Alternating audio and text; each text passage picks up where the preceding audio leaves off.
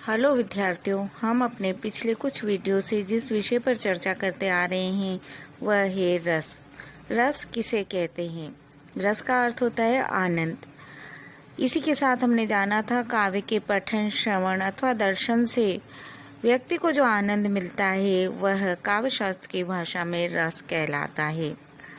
रस का आधार क्या है, इस प्रसंग को देखते हुए हमने भरत के रस सूत्र पर दृष्टि डाली थी। विभाव अनुभव व्यभिचारी संयोगात रस निष्पत्ति, अर्थात विभाव अनुभव और संचारी भाव का संयोग होने पर रस की निष्पत्ति होती है।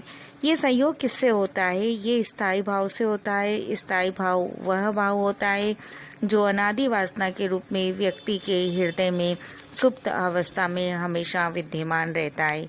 उसे कोई विरुद्ध या अविरुद्ध भाव दबा नहीं सकता। अपने अनुकूल परिस्थितियां पाकर वे भाव जागृत होते हैं, उद्दीप्त होते हैं और अभिव्यक्ति पाते हैं।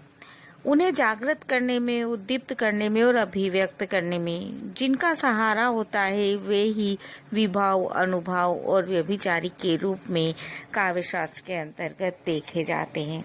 हमने इसी प्रसंग में विभाव पर चर्चा की थी और विभाव के रूप में जाना था उन कारणों को जिनके कारण स्थायी भाव जागृत, पुष्ट और अभिव्यक्त होते हैं। इसी के अंतर्गत हमने आलम्बन और उद्दीपन की चर्चा की थी। साथ ही हमने बाह्य वातावरण को भी उसके अंतर्गत देखा था।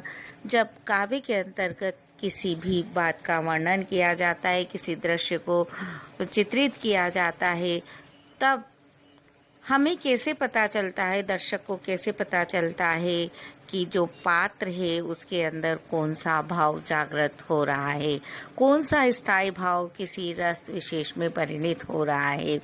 तो उसके लिए पात्र चाहिए कि एक व्यक्ति विशेष होगा जिसके अंदर भाव जागृत होगा, एक वो व्यक्ति भी होगा जिसके प्रति भाव जागृत होगा, वो परिस्थितियां भी होगी जिनके कारण वो भाव जागृत होता है।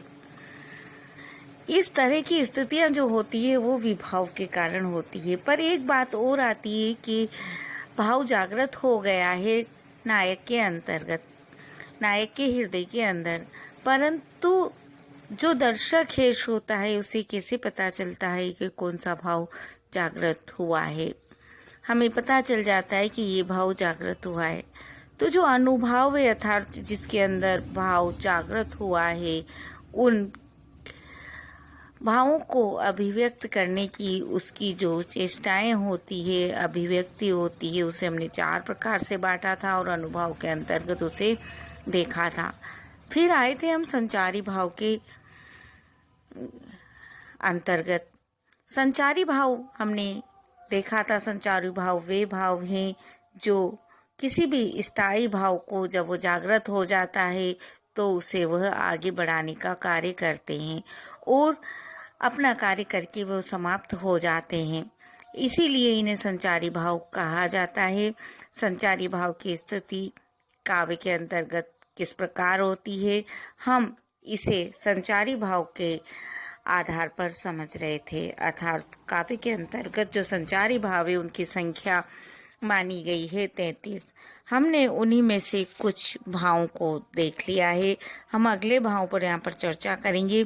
हमने अभी तक जो भाव देखे थे, एक नज़र में यदि हम एक दृष्टि उन पर दौड़ाएं तो वे जो भाव थे वह थे हर्ष, गर्व, उत्सुकता, चपलता, मद, उन्माद, पीड़ा, अवहित, स्वप्न, निद्रा, विबोध, श्रम, आलस्य, व्याधि, अपस्मार, ग्लानि, जड़ता, मोह, मरण, दैन्य, निर्वेद, शंका, त्रास।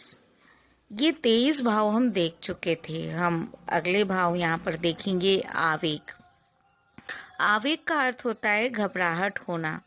जब काव्य में इस तरह का वर्णन हो कि जिस पात्र के अंदर कोई भाव जागृत हो रहा है, जिसकी अभिव्यक्ति दिखलाना कवि का उद्देश्य होता है, उसके अंदर घबराहट की स्थिति हो, तो वहाँ आवेग नामक संचारी भाव की अभिव्यक्ति होती है। जैसे पायन की सुधि भूल गई, अकुलाए महावर आखिन दिनों। स्थिति ये है, स्थिति इतनी अजीब हो गई है कि पाँव में देना था महावर और वह आंखों में लगा देती है। इस तरह ये जो स्थिति बनी है वह घबराहट के कारण बनी है और यहाँ आवेग संचारी भाव होगा। अगला संचारी भाव है विषाद। विषाद का अर्थ होता है काम बिगड़ जाने या उपाय न दिखने आदि से उत्पन्न व्यक्ति के अंदर अनुताप की भावना। अर्थात जब हमारे सामने कोई समस्या होती है और कोई हमें उसका हल दिखलाई नहीं देता है या करते हुए कार्य बिगड़ जाता है तो मन की जो स्थिति होती है वह विषाद के अंतर्गत परिगणित होती है। हम इसे एक उदाहरण से समझते हैं। जो जह सुनई धुनई सिर सोई बड़ विषाद नहीं धीरज होई। प्रसंग है जिसने जहाँ पर भी सुना वहीं उसने अपना धीरज खो दिया, सिर को धुनने लगा, बड़ा दुखी हो गया। ये राम को जब वनवास मिला था उस समय के दृश्य को अंकित किया गया है। अगला भाव है चिंता। चिंता हम सब जानते हैं जो चिता तक पहुंचाने वाली है और जिसे हम करते रहते हैं जरूरत हो या न हो। चिंता की भावना किसी भी विषय में चिंतित हो जाना अर्थात किसी ऐसी आशंका को लेकर परेशान हो जाना जो अनर्थकारी हो वह चिंता के अंतर्गत आती है। उदाहरण से हम इसे देखते हैं। माथे हाथ मुंदी दो लोचन तनु धरी सोच लाग जनु सोचन।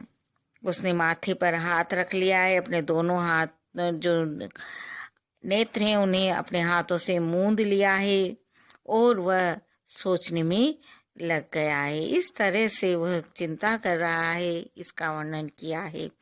अगला भाव है स्मृति। हमारा जो पूर्व अनुभव होता है उस पूर्व अनुभव की वस्तु को जब हम याद करते हैं तो वह स्मृति के अंतर्गत आती है।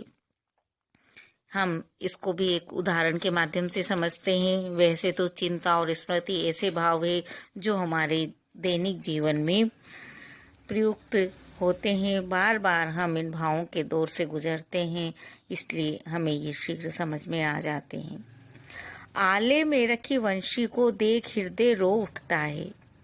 कृष्ण चले गए हैं, उनकी वंशी आले में रखी हुई और उसे देखकर नायिका का हृदय रुदन करने लगता है। इस तरह की स्मृति का यहाँ वर्णन किया गया है। हम अगले भाव अपने अगले वीडियो में पढ़ेंगे। आप इन्हें याद करिए, अपने मित्रों को शेयर करिए, वीडियो को सब्सक्राइब करिए। धन्यवाद।